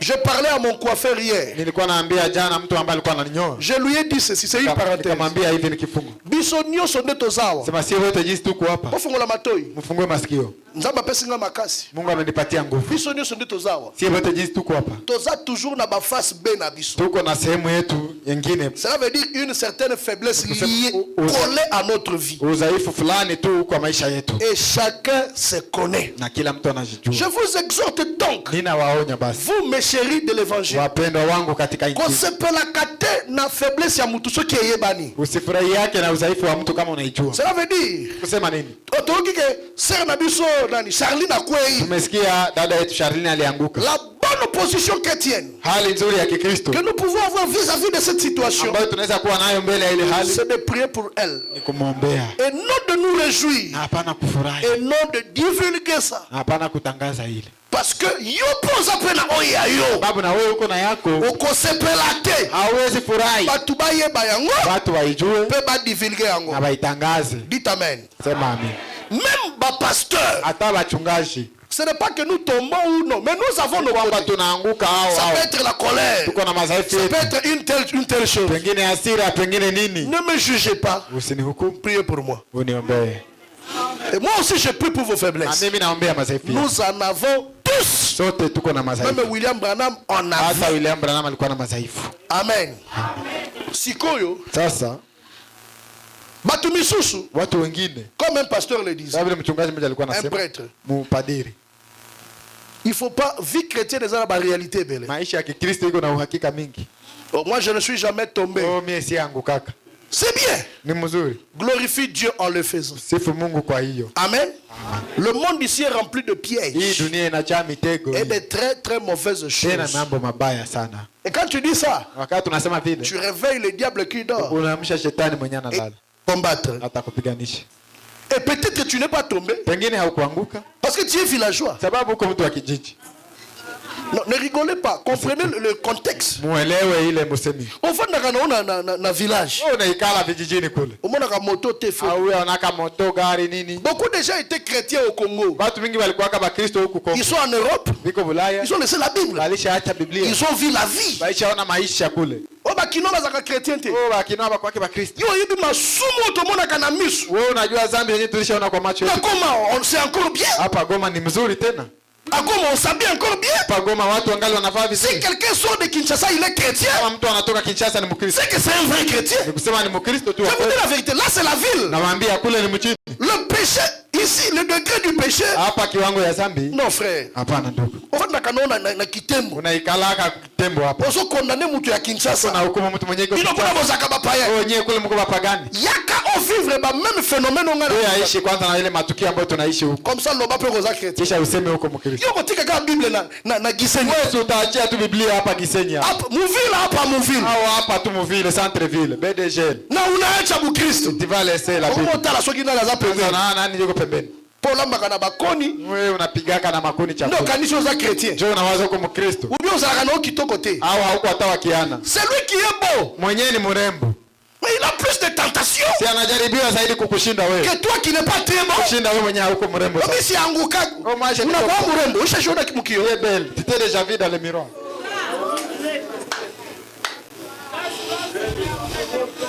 que tu as un corps qui attire. Uko na mwili ya kuvutia kweli. Mes frères, ne me comprenez pas mal. Msinielewe mbaya. Vous condamnez seulement. Wewe tu na keuko. Il est tombé comment? Ameanguka namna gani? Mais regardez-le d'abord. Muangalie kwanza. Mais le frère ici, il est beau. Oh, ndugu ni mzuri kabisa. Combien de tentations de serre qu'il a? Parce qu'il est beau. Majaribu ngapi ya badada nyesha pata sababu ni mzuri. Ni wakiana. Yo za nokitote. Wewe yako huko. Frère, oza mabundi solo kwa nini? Uko sijui na Tu as moins de tentations. Hautajaribiwa sana sawa. Qui comprend ce que je dis? Nani mwenye anaelewa nini mimi nasema? Tu as moins de tentations. Majaribu yako ni kidogo. Que celui qui paraît fort que toi. Pita ule mwenye anaonekana nguvu kuliko. Peut-être que tu ne pêches pas. Pengine haufanyake dhambi. Peut-être que tu ne bois pas. Au kunywake. Parce que tu es pauvre. Juu uko maskini. Parce que tu n'as pas d'argent. Juu hauna la. On met $100 dans ta poche. Tukupatie kwanza dola 100 hapa. On te fait descendre ici. Tukushushe huku chini. Ici à Bénégel. Bénégel. Tu comprends ma fond. Tutageuka mwenda wazimu. Comme au tala, comment changer la demande. Kwanza wanaanza wazimu mwendo ndugu. Omoni mutazana 10 000. Unaona mtu iko na 10,000 francs. $10,000. $10,000. Akwete. Anguki. Voilà un chrétien. Huyu ni Mkristo. Mutazana $500. Mtu una dola 500. Akwete. Anguki. Afuta kanda kunaenda normalement. Anapaka nyumba yake sawa. Azana retard ya mwate. Ana deni ya mwezi. Bana ne bazotanga. Watoto wanasoma. Non, il faut féliciter ces gens. Mutie nguvu huyu. Musuka $200 à salaire. Mwingine tu dola 200 ya mshahara. On ne voit plus à l'église. Hata onekana tena kwa kanisa. Frère Jonathan, j'ai dit la vérité. Ndugu Jonathan, il disparaît. $200. Dola tu 200 hizi. Ça inaisha. Quand ça termine, muniombee. Priez pour moi. Quitte ici. Païen. Mpagani wewe. Il y a des gens qui tombent pas parce qu'ils ont voulu. Kuna watu wanaanguka haiko juu wametaka. Le péché est partout. Zambi iko facile. Il n'a pas commis l'adultère. Hakufanya uasherati. Vous pensez que l'adultère c'est un grand péché? Uasherati ndio zambi kubwa. Mais il ment. Lakini anasema bongo. Il prend des dettes. Anakamata madeni. Quand il faut payer, il fuit. Kulipa anakimbia. C'est un péché. Si ni zambi. Mais celui-là, quand il parle du pasteur qui est tombé avec une femme, lakini ule akisema juu mchungaji mwenye ameanguka na comme si lui le menteur n'a jamais péché. Yeye Mungu hayafanyaka zambi. Non, ma pasteur il y a siku ya mwisho. Le pasteur du temps de la fin. Mais les dettes qu'il a. Madeni ziko nazo. Quelqu'un qui n'a même pas de téléphone dans cette génération. Mtu mwenye hata na telefoni mwa hiki kizazi juu basi kuna. Odefisi ya Mungu. Unamkopesha pesa. Téléphone ne kufi. Simu yake inakufa pa. Baza frère. Na ni ndugu katika Kristo. Yo sumu kakate poza pauvre frère. Wewe haufanyake dhambi juu hauna makuta au comme ça. La pona yo. Hata tukombee. Zwa mbongo toko observer. Si kupata pesa tutakutazama. On va observer. Tutaona. Et parce que l'argent ne change pas quelqu'un. Pesa hazibadilishake mtu. Mais ça vient manifester la nature. Zinakuyaka tuonesha. Qui était dans l'homme là. Yenye kilikuwa ndani ya mtu. Anajifahamu mtakatifu juu hana. Il se fait ça puisqu'il n'a pas d'argent. Hana. Kila mtu frère. Kila mtu frère. Mais ça ataanja pata. Quand il va commencer à utasikia na langage yake. Il va voir même son langage va changer. Ça change. Il devient orgueilleux. Anakuwa na kiburi. Frère, je dis la vérité. Oui. Ndio. Ananja zarau watu. Commence à négliger les gens. Munajiuliza. Vous vous demandez. C'est lui. C'est lui ou ce n'est pas lui? Ah, vous devez parler. Quittez ici. Qu'est-ce que vous croyez? Munawaza nini nyie? Yo sœur aux gens non fioti. Ouais, tu condamnes la sœur qui a. Kuna hukumu dada mwenyewe iko. Na wewe uko hivi. Mbona mkondane kwanza? Unamhukumu juu nini? Vous jouez avec le péché. Ni mko nacheza na dhambi. Prions les uns pour les autres. Tuombeane si kwa si. Il y a des gens qui ont péché pas parce qu'ils le voulaient. Huko watu wengine wanafanya dhambi hapana juu alipenda. Mais sa constitution et son environnement. Na tu yake ya kuwa na mazingira. Afiki. Toi tu voyages avec le président. Wewe unasafiri na rais. Et le conseiller met le nom chaque fois tu voyages. Na mshauri anataka jina yako pale. Kila siku unasafiri na rais. Oza sœur na biso. Huko dada yetu hapa. Chaque fois. Kila siku. Clémentine atasafiri na rais. Clémentine atasafiri na rais. Et vous allez toujours avant le chef de l'État. Na unaenda katukule mbele ya marais. Un jour le conseiller là te dit bon. Siku moja yule mshauri anakuambia. Clémentine. Je ne t'ai jamais demandé quoi que ce soit. Si yakuombaga kitu. Mais le prochain voyage. Safari ya kufuata. De New York. Ya New York. Sinon on sort pas avec toi ici. Kama hatutoki pamoja hapa. En tout cas tu ne seras plus là. Hauende tena. Et chaque voyage vous avez une prime de $20,000. Kila safari unapataka $10,000. Et dans l'année vous avez 50 voyages. Mwaka ulishasafiri sijui mara 15. 20,000 fois 50. 20,000 fois 50. Et le chef te dit cette fois-ci. Na ule mkubwa anasema mara hiyo. On va pas mettre ton nom. Hatutatia jina lako. Unazaliwa Minova hapo unawaza. Toi qui es de Minova ici. Unishaona zambi wewe. Toi tu as déjà vu le péché. Le péché qui vient te chercher à ta porte. Zambi ndio inakuja kupigia hodi. Ce n'est pas toi qui as péché. Hapana wewe ndio unaenda itakufa. Unazaliwa nani Mbujimai? DNA ya Mbujimai. Ou là-bas Benakanu ansoki wapi? Tu wapi kule? Et il a le stylo. Iko na piki pale. Clémentine. Clémentine. Unasota femine. Clémentine appelle sa maman. Anaita mama yake. Maman. Mama. Tu vois comment? Unaona Maman raisonne. Mama anawaza. Clémentine. Clémentine. C'est par toi que notre famille a eu de la valeur. C'est juste yako ndio jamaa yetu ilishafika hapa. Qu'est-ce que ça fait virginité njoni? Utafanya nini? Qu'est-ce que la virginité? Siku moja ataenda nayo. Un jour. Clémentine pas fou. Unaikala hapa mu village mu mapori. Sana sio village. Hata hapa Goma kule mbali mbali. Kule hapa. Kule. Hapa Mugunga. Unaona moto moja après 4 heures. Ni moto après 4 heures. Na unashukuru Mungu sasa Mungu mimi niko uko mtakatifu. Tu remercies Dieu disant que Dieu c'est Dieu vraiment saint. Soyons humbles. Ne nous critiquons pas. Nous avons tous des faiblesses. Mais entraînons-nous dans la prière. On ne sait jamais ce qui peut arriver. Soyons humbles. Quand quelqu'un pêche, ne le condamnez pas, ne le repoussez pas. Priez pour lui. Relevez-le. Seigneur, aie pitié. Le combat fait rage. Amen. Est-ce que vous suivez les conseils de votre pasteur? Est-ce que j'ai envoyé les gens aller pécher? J'ai dit allez pécher, je vais vous comprendre. Osez, je vous livre à Satan. Et vous allez comprendre. C'est pourquoi vous voyez nous. Moi non. Topé si conseil. Mwana sana hiki toko. Mtoto anga ni mrembo wa baba. Uza baba ndiko déranger mwana. Miaka 12 banaanza msumbua. Yo yebite. Azokola na nzoto. Iko na komala na mwili na komala. Ponde la pona hii. Mombe. Est-ce que j'ai dit quelque chose? Mimi nasema kitu fulani. Environnement na ye. Mazingira yake. Et salemike. Par mauvaise circonstance. Asali eno kwa na jina. Anafanya ile kitu nyali kwa hapendi. Mais yo kwete. Wewe hauyanguka. Parce que tu n'attires pas. Sababu hauvuti yake comme elle. Sawa yeye. Mais tu deviens seulement jalouse. Na unakuwa tu na wivu. Et ça ne fait pas de toi saint. Na ile haikufanya mtakatifu. Parce que tu n'as pas fait le même péché que l'autre. Sababu hukufanya ile dhambi sawa yeye. Mais tu as aussi d'autres péchés qu'on n'a pas encore vus. Zingine zenye haziaonekana. Qui sont dans tes pensées. Dans ta vie. Ce que tu fais dans le noir, nous on sait. Unafanyaka mgiza hatujui. Kinoa za aventurier. Kinoa anakuwa aventurier. Kombo nini bafinga kinga teta unakoma. Sina gani nyaba kunichambaka hapa wakati mimi nafika Goma. Ngai moko emenea. Mie peke emenea. Ngai moko defao. Mie peke defao. Ngai moko madilu. Sijui madilu. Kaka nga. Mie huyu. Wakati suki boy. Oh amenyole ona coiffe yake. Na matana sher. Un païen qui monte à la chair. Mpagani wa hivi anapanda kwa madhabahu. Mais qui est-ce que Dieu confirme plus que moi? Sasa nani mwenye Mungu alishazibitisha sakunishi. On va dire je suis orgueilleux. Mais c'est la vérité. Ni kweli. Qui Dieu confirme plus? Nani mwenye Mungu anazibitisha? Pourquoi il dit ça? Mais c'est la vérité. Vous pouvez enlever ça à cette partie. Si vous voulez. Mais je parle avec toute humilité. Il n'y a personne que Dieu confirme plus que moi.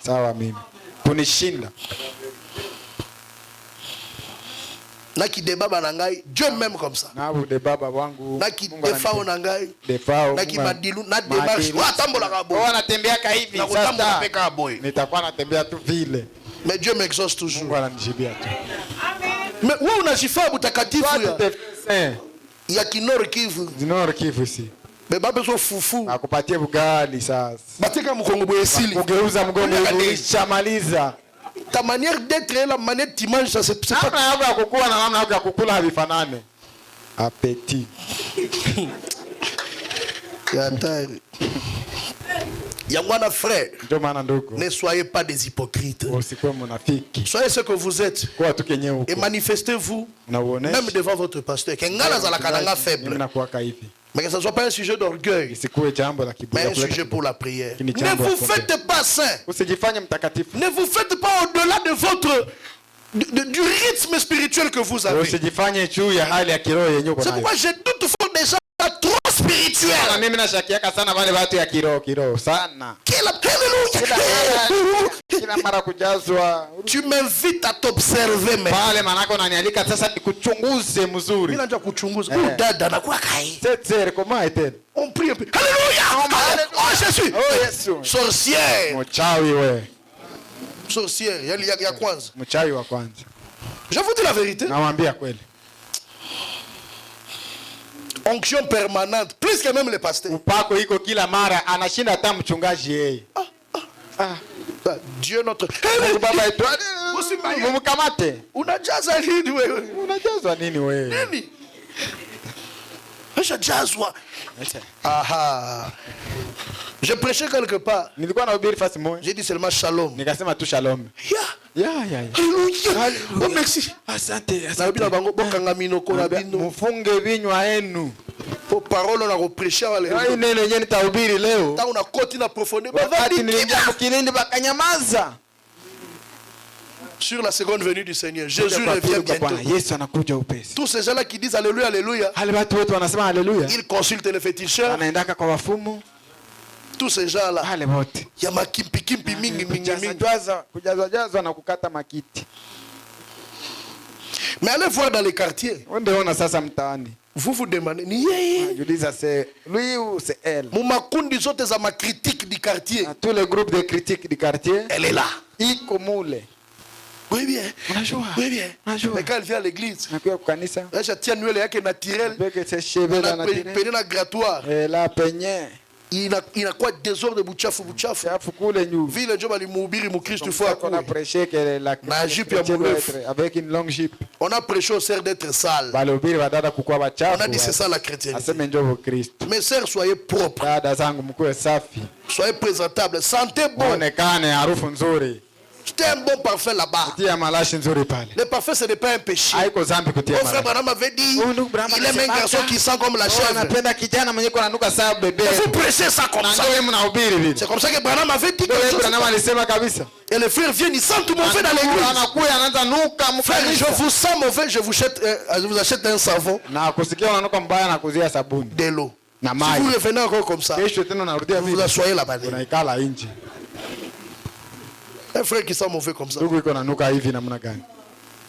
Oh, c'est la parole. Ce n'est pas la parole. Haiko neno. La sorcellerie, c'est la saleté. Chawi ndio buchafu. Amen. Amen. Fermons la parenthèse. Tufunge. Évoluons. Tuendelee. Il dit ceci. Anasema hivi. L'Éternel ton Dieu enverra même le frelon contre eux. Bwana Mungu wako atatuma hata wanyama wakali jusqu'à la destruction de ceux qui échapperont. Paka kuangamiza wote watakao kwepa. Et se cacheront. Na kujificha. Devant toi. Mbele. Il répète encore ici. Anarudilia tena hapa. Ne sois point effrayé à cause d'eux. Usiogope kwa sababu yao. Car l'Éternel ton Dieu. Kwa maana Bwana Mungu wako est au milieu de toi. Iko katikati yako. Le Dieu grand. Mungu mkubwa. Est terrible. Mwenye kuogopesha. Il est grand. Yeye ni mkubwa. Et il fait peur. Na anaogopesha. Le Dieu terrible. Mungu mkubwa. Oh, l'Éternel ton Dieu. Bwana Mungu wako. Ça sera peu à peu cette nation loin de ta face. Atafukuza polepole mataifa haya mbali na uso wako. Tu ne pourras pas les exterminer promptement. Hautawaangamiza kwa ghafla. De peur que les bêtes des champs ne se multiplient contre toi. Ili wanyama wa pori wasiwe wengi tena juu yako. Dieu doit les garder, ils doivent encore être là. Inaomba wakuwe pale. Batakuwa naenda moya moya. Ils seront en train de partir. Polepole mpaka bataishi. Jusqu'à ce qu'ils soient kwa ghafla. Mais pas promptement. Kama wanaisha wote. Si cela se faisait comme cela. Manyama za pori zitakuya ishi na wewe. Les bêtes sauvages viendront habiter avec toi. Batafari. Et qu'est-ce qu'ils vont faire? Batakukula. Ces bêtes là vont te manger. Amen. Amen. Il les chassera peu à peu. Amen. Amen. L'Éternel ton Dieu te les livrera. Il le mettra complètement en déroute jusqu'à ce qu'elle soit détruite. Il livrera le roi entre tes mains. Il livrera le roi. Ah, quelle promesse, mes frères. Oh, le grand sorcier, c'est celui-ci. Dieu livrera leur roi entre tes mains. Amen. Amen. Entre tes mains. Katika mikono yako.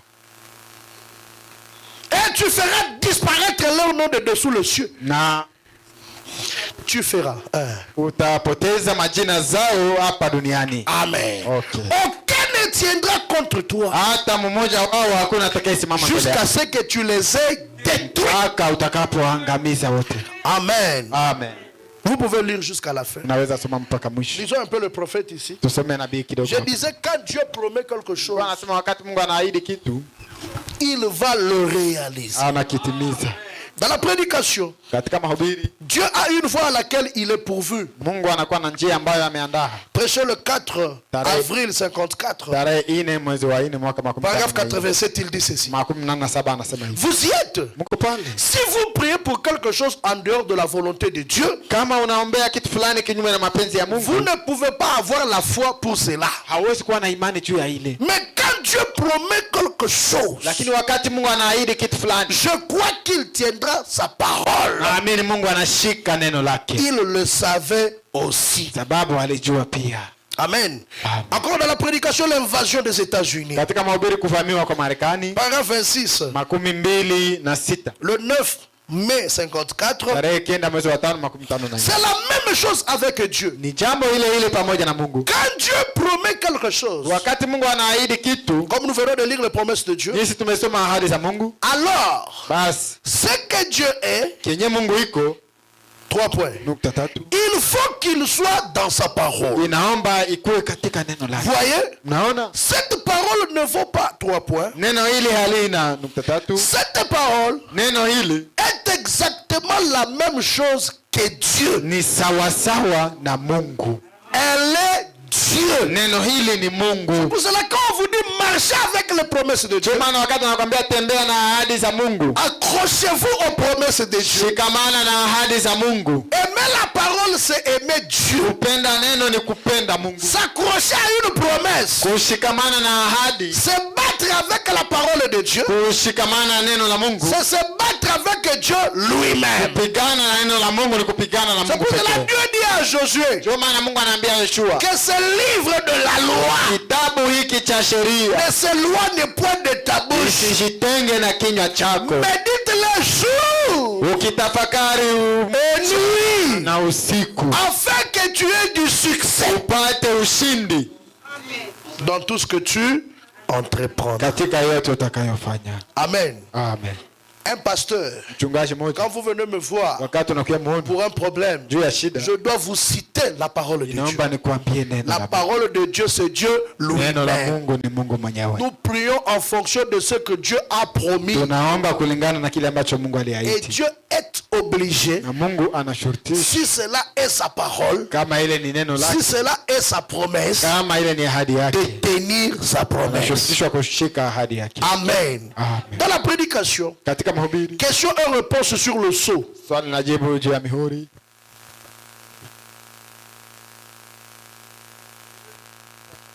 Akithibitisha neno lake.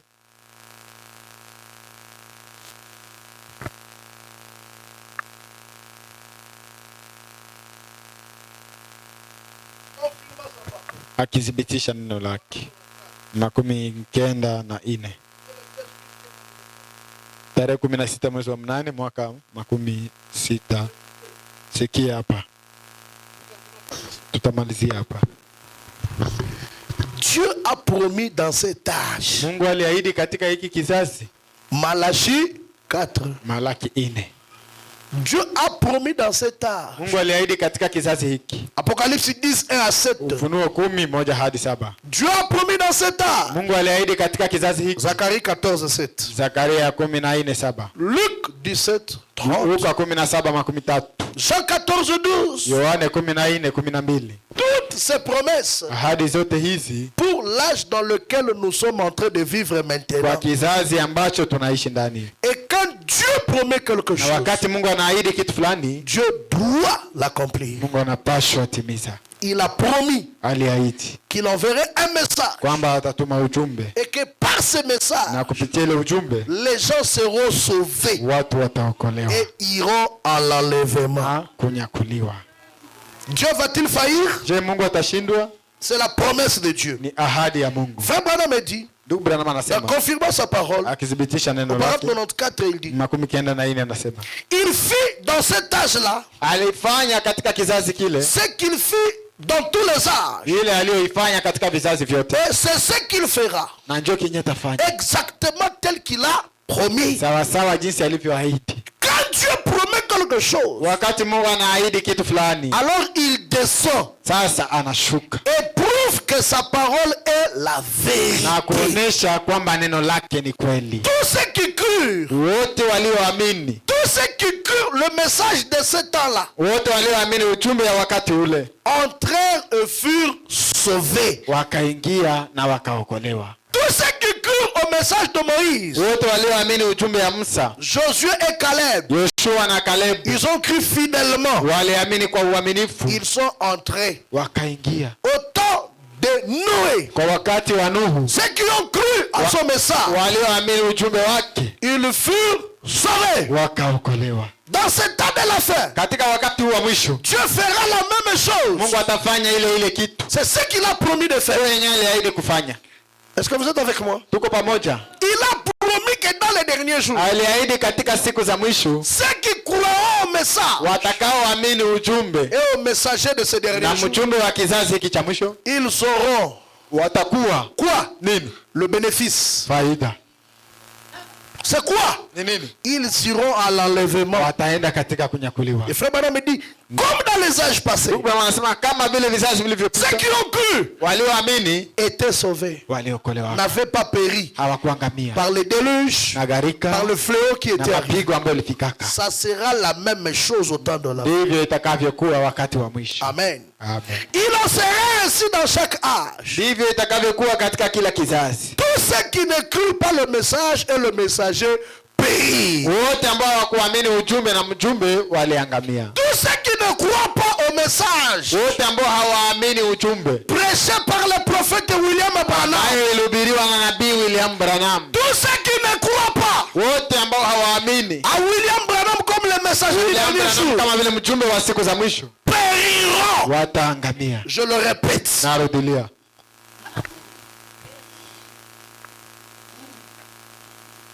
Je n'ai pas honte de le dire. C'est fort, mais c'est la vérité. Le moyen de sauvetage aujourd'hui, pour ne pas périr dans la Odyssée, il faut croire au message du temps de la fin. C'est ça l'arche aujourd'hui. Amen. Si vous ne croyez pas, vous périrez. Parce que quand Dieu promet, il doit le réaliser.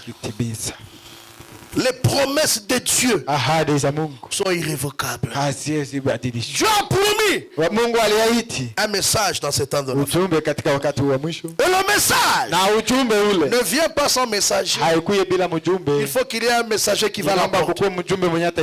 Et ne pas croire à ce message, c'est accepter le jugement et refuser la grâce. Refuser le message, c'est refuser la grâce de Dieu. C'est accepter la mort. Amen. Dites amen à cela. Et cet amen est votre jugement. Et croire à ce message, c'est vivre ce message. C'est entrer dans le message et y vivre. Vivre dans le message. Pas sympathiser avec le message. Amen. Pour terminer, je reprends ce que j'avais lu. Proverbe, non, Deutéronome 31.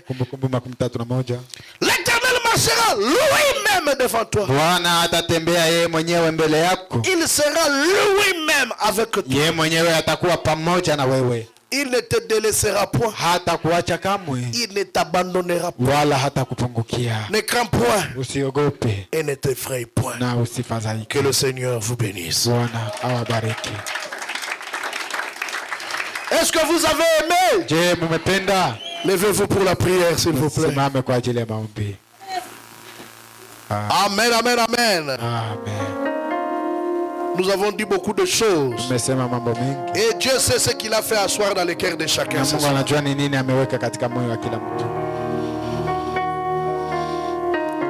Chaque promesse dans le livre est mienne.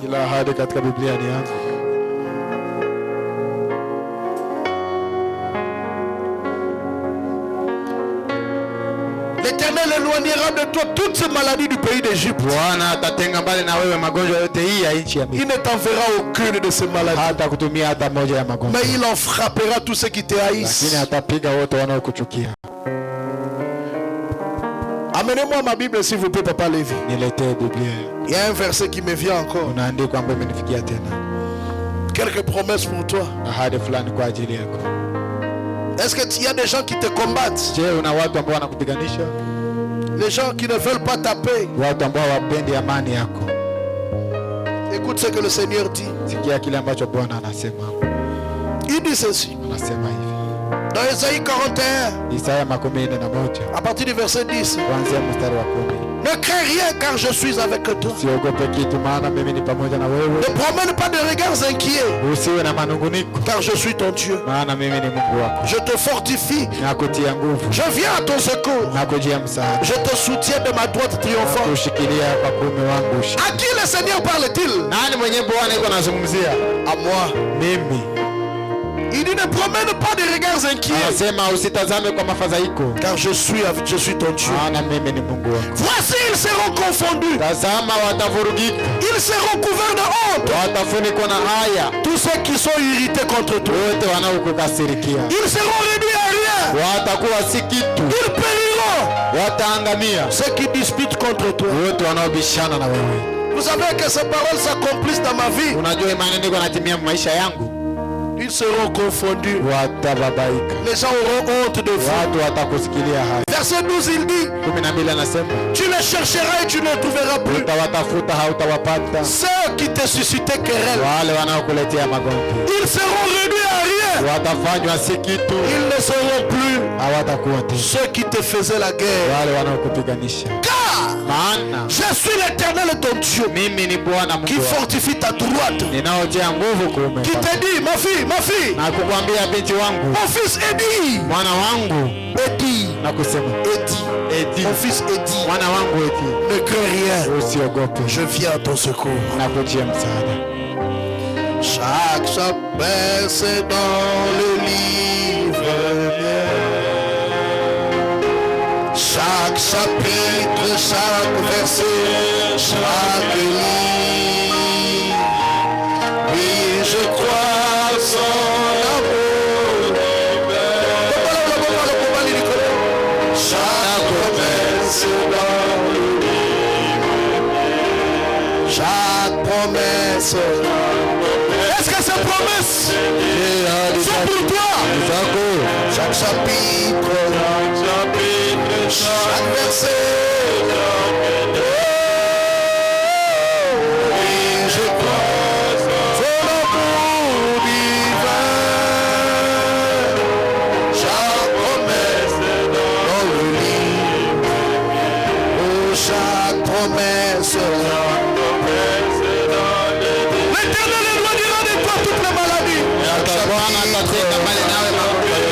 Il frappera tous ceux qui te haïssent. L'Éternel te lèvera. Il t'aimera. Il te bénira. L'Éternel protégera ton départ et ton arrivée. Il multipliera le fruit de tes entrailles. Il te bénira. Ma soeur, si ces promesses ne sont pas pour toi, c'est pour qui alors? Dieu cherche quelqu'un qui peut croire et qui peut dire ça m'appartient. Je réclame ceci pour moi. Je réclame ceci pour ma famille. Quand Dieu promet quelque chose, il doit le réaliser. Que chacun prie le Seigneur. Priez.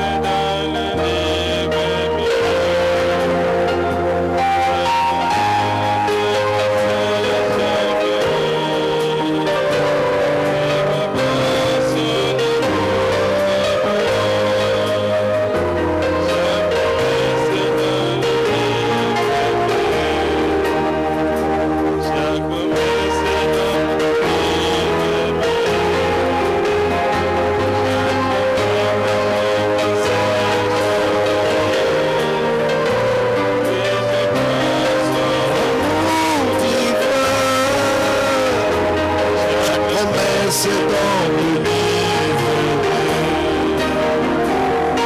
Promesse dans le livre.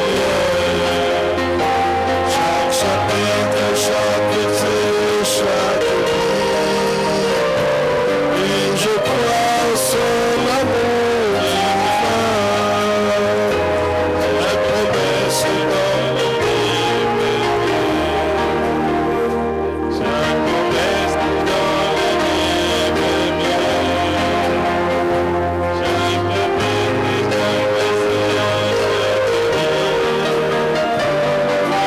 promesse dans le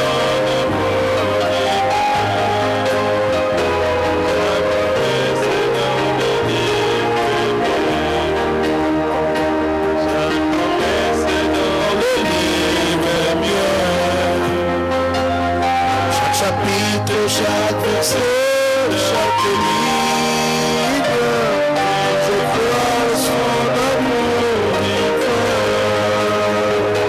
La promesse dans le livre. Nous allons prier le Seigneur.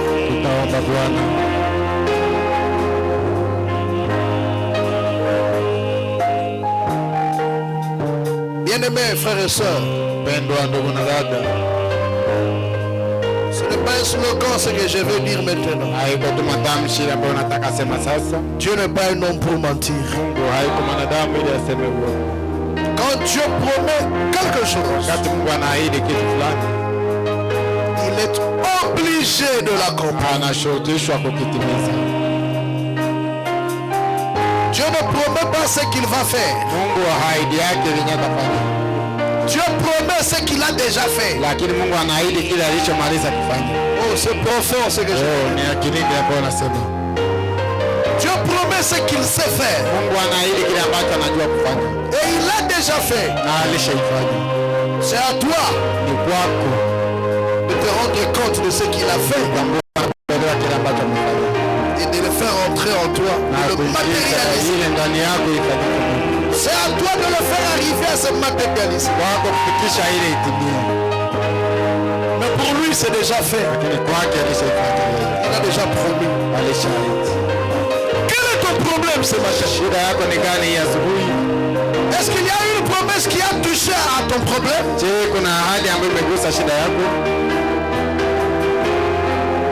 Lève simplement ta main. S'il ne le fait pas, c'est qu'il n'est pas Dieu. As-tu un besoin? Est-ce qu'il y a une promesse parmi ton peuple qui a touché un problème dans ta vie? S'il l'a promis, il va le faire. Il a tout dit. Dans ta maison, il y aura une femme qui avorte, une femme. Est-ce qu'il l'a dit? Oui, monsieur. Est-ce qu'il va le faire? Il l'a déjà fait. Il est Dieu.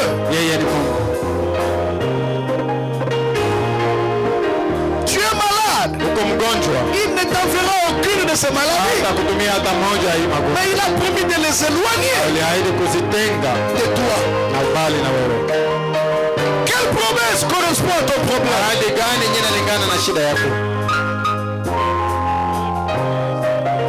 Le mariage, il a dit, il n'est pas bon que l'homme soit seul. Les enfants, il a dit, il bénira le fruit de tes entrailles. Ndekonanga okobota, ndekonanga okobika, ndekonanga okotémoigner munene na Nzambe. Nzambe akwei na problème na yo te. Shida yako elongi ye te. Non, non, jamais, jamais, jamais. Lève simplement ta main. Dieu notre Père Céleste. Moi aussi je lève ma main. Toutes les promesses presque. Ahadi zote karibuni. Il y a même ce que tu as déjà fait. Kuna hata zenye ulishafanya. Ceux qui me suscitaient querelle. Yenyewe wale ambao walikuwa wananiletea magomvi. Ceux qui parlaient de moi légèrement. Wale ambao wananisema kwa udharau. Je les cherche, je ne les vois plus. Hawatafuta siwaone tena. Oh Dieu. Oh Dieu. Tes enfants sont ici. Watoto wako wanakuwa hapa. Tu leur as dit quelques promesses pour vous. Uliwaambia kwamba ahadi ni kwenu. Tu leur as dit quand je promets quelque chose. Unasema unaambia wakati ninaahidi kitu fulani. Je réalise cela. Natimiza hilo.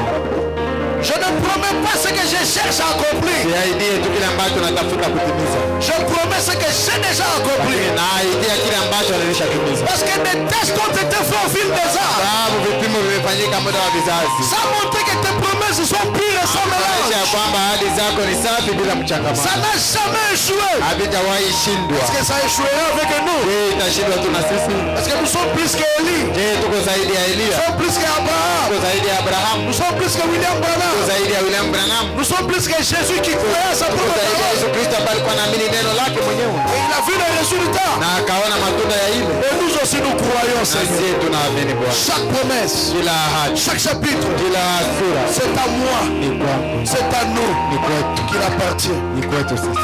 Conformément aux besoins pour lesquels la main est élevée. Kulingana na mahitaji ambayo imefanya mikono yetu inyanyuliwe. Je prie, Seigneur Jésus, Naomba Bwana Yesu. en vertu de la commission qui m'a été donnée par un ange, Ya kazi ambayo nilipewa na malaika. par la commission de William Branham, Ile kazi ya William Branham. je prie, Seigneur, Naomba Bwana qu'aucune main ne descend hata mkono mmoja isishuke sans recevoir, bila kupata selon la promesse, kulingana na ahadi. au nom du Seigneur Jésus-Christ. Jina la Bwana Yesu Kristo. Car tu n'es pas un homme pour moi. Maana wewe si mwanadamu ili udanganye. Ceux qui sont désespérés, Wala ambao wamevunjika moyo montre-leur waoneshe qu'il y a encore une possibilité. kungali uwezekano. Merci Seigneur. Asante Bwana. Que la gloire te revienne. Merci d'avoir accordé à chacun le désir de son cœur. Asante kwa kupatia kila mmoja haja ya moyo wake. Fortifie la foi de tes enfants Tia nguvu imani ya watoto afin qu'ils puissent croire ili amini que ce qu'ils ont demandé, kwamba ile ambao wameomba ils viennent de le recevoir. waipokea. Que les malades soient guéris, Seigneur. Wagonjwa wapone Bwana. Que les faibles deviennent forts. Wadhaifu wakuwe na nguvu. Que ceux qui ont des ennemis de tout bord, Wenye kuwa na maadui ya kila aina. extermine leurs ennemis, Seigneur. Maliza maadui zao. Marche devant chacun de nous, Seigneur. Tembea mbele ya kila mmoja wetu. Marche avec chacun de nous, Seigneur. Tembea mbele ya kila mmoja Ne wetu. nous abandonne pas, Seigneur. Tuachilie Bwana. Ne nous délaisse pas, Seigneur. Tuachilie. Fortifie notre foi. Tia nguvu imani. Enlève la peur. Ondoa woga. Enlève la crainte. Ondoa woga. Nous abandonnons entre tes mains. Tunaziacha mkononi. Bénis ton serviteur que tu as utilisé. Bariki mtumishi wako ambao umetumikisha. Le pasteur Junior Lys. Mchungaji Nyarusi. Bénis le Seigneur. Mwabariki Bwana. Remplis-le du Saint-Esprit. Jaza Roho Mtakatifu. Bénis l'interprète. Bariki mtafsiri. Bien-aimé frère Christ. Bariki mpendwa. Remplis-le du Saint-Esprit. Jaza Roho Mtakatifu. Accorde-lui le désir de son Jalie cœur. haja ya moyo wake. Par son travail qu'il fait pour toi. Tia kazi ambayo anakufanya. Essuie ses larmes. Kuza machozi yake. Donne-lui la joie de te servir. Patie furaha ya kukutumikia. Fais-le pour tous les serviteurs de Dieu. Fanye kwa watumishi wote wa Mungu. Le frère Nathan. Ndugu Nathan. Le frère Jonathan. Ndugu Jonathan. Le frère Lévi. Ndugu Levi. Ainsi que leurs épouses. Na wake zao pia. Le frère Janvier. Ndugu Jean-Pierre. Dont nous venons d'apprendre Ambaye tumesikia que sa femme est malade. kwamba mke wake ni mgonjwa. Très malade. Mgonjwa sana. Et qu'il a été rappelé rapidement à la maison. Ameitwa haraka nyumbani. Seigneur Jésus. Bwana Yesu. Même si on l'appelle. Hata kama anaitwa. Frère Janvier ne guérit pas les Ndugu malades. Jean-Pierre haponya ndo wagonjwa. Mais à ta main guérissante. Kwa mkono wako ya uponyaji. Guéris sa femme. Ponya mke Au wake. nom de Jésus-Christ. Jina la Yesu Kristo. Des mots de maladie. Pepo ya magonjwa. Trouble. Vurugu. Au nom de Jésus. Jina la Yesu. Laisse cette femme tranquille. Acha mke Qu'elle huyu soit guérie, Seigneur. apate uponyaji. Aie pitié d'elle, oh Dieu. Rehemu Guéris-la par ta grâce. ponye kwa neema.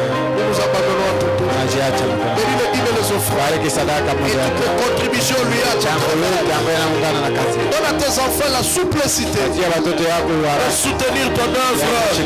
C'est là aussi le plan de la bénédiction. Que tout soit fait pour ta gloire. Entre avec chacun de nous. Bénis le travail de chacun de nous. Bénis tout ce qu'ils vont donner. Bénis ceux qui n'en ont pas. Tout pour ta gloire.